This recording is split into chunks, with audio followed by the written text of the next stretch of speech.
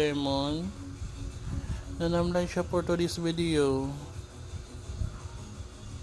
Bakit ka matamlay? Ha?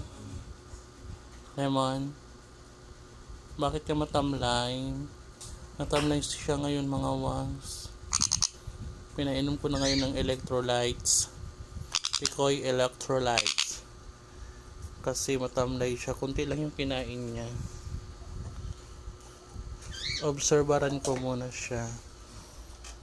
Ito po yung pinainom ko sa kanya mga wangs.